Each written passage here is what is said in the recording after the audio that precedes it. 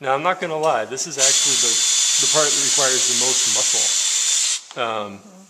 If you have a faster drill, like that big one that I set down a minute ago, it'll do this more readily just because it's operating at much higher RPMs. So my next question is, why wouldn't you just do the first one first and then push that in so that you were drilling it? Well, you know that this is not going to become misaligned. So if you go through, if you line them up like this, you know that tip went straight in like this. Isn't there a clamp that you could clamp it together with before you drill? Well, it's easy for me to say yes because I have the luxury of being able to do this. But I mean a clamp that I think I've seen that's like a picture frame.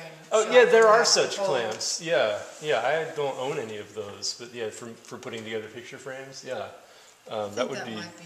I think you'd find this actually makes it a lot easier too, even if you just have this on the edge of a table and you have a C clamp or some such thing. You know, like these are pretty common. They call these F clamps, you know, something like that. You can just grab on and tighten down, so that you're not trying to do it all with your wrist, you know. Right.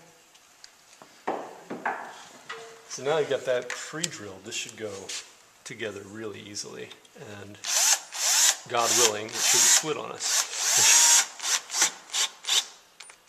So it's nice to have two drills. It's nice, but it's not essential. It just makes the workshop flow faster.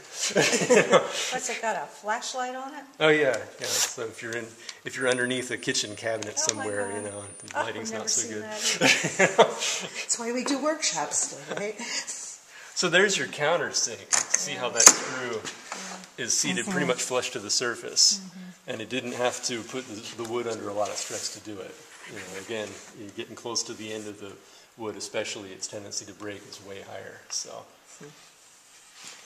you did that, and then you flip it over and go to number 2. Now, if you want to pre-drill on your own, this would be a good time to try it.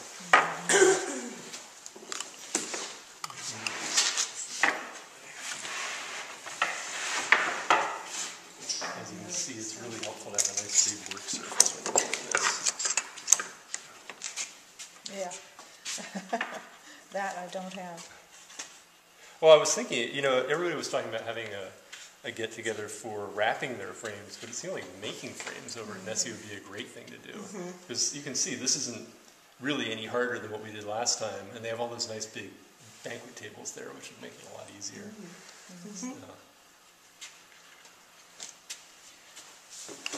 And if something like that happened, would you be willing to be there? And I guess Peter too, but some folks might be able to go around to tables and help.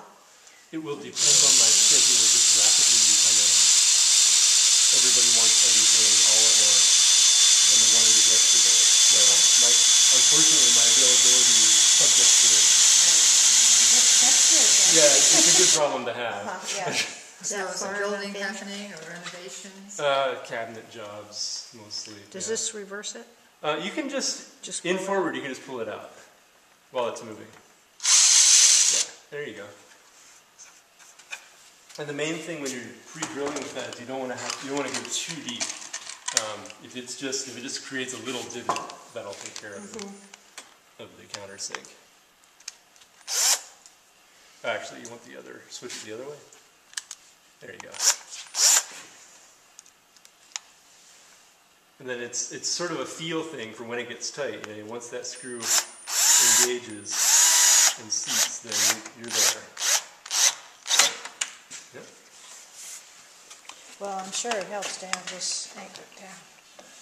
Yeah, that's what I was thinking. If you were doing this without a fancy work table, you could probably just move it to the end of do this sort of at the corner of the table and put some kind of bigger clamp on, and that would accomplish the same thing. I mean, I'm going to have to do this on the floor, so I'd have to put something over there that I could push against.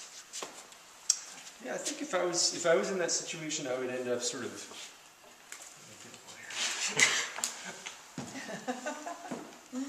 I would just do this. You know, just kneel against it, with your weight, and then you have to take care of it. What can you do for that demonstration? Sure. Somebody else want to try the Jumping up on the table? screw part of it? Sure, do you want to try it? Sure. Yeah, I think what's important to recognize when you're doing that is that you're making the job of driving the screws so much easier, and also so much more successful more of the time. So you would do the outside frame first and then put the one in the center? It probably doesn't matter that much, but I kind of like having it feel, you know, a little bit more rigid as I go, you know.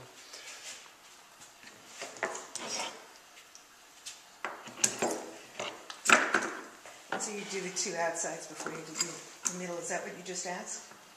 Yeah, I mean, it really doesn't matter. You know, there's nothing more right or wrong about doing it one way or another.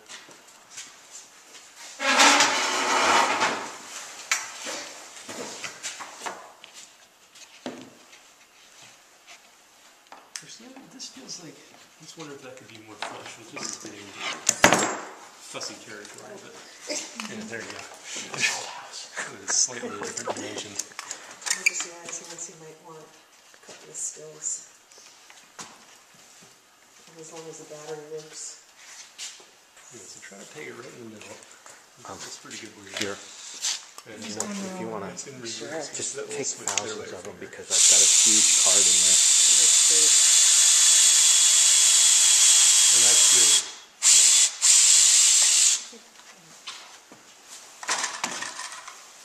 Driving, you know, as soon as you feel it start to tighten up, as soon as you see that head get to where it's flush with the surface, you should be in a good shape. There you go. Yep. That's okay. If it sinks a little below, it's totally fine. You just don't want to overdrive it and like shoot it when you're in. I missed it. You were too fast. There you go. Thanks. Photo op.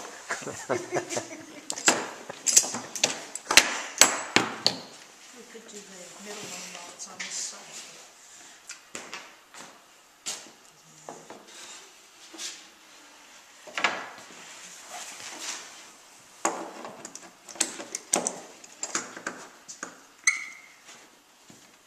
Can I do one? Absolutely.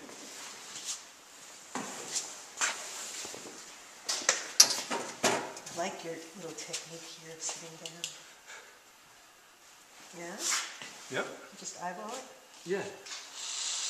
Well, it's in reverse. Why am I? There you go. Thank you.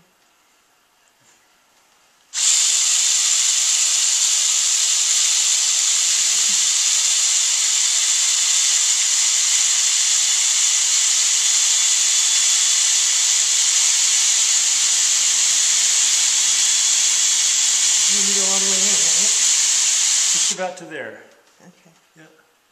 And you can keep going in forward, just pull back. You did say that.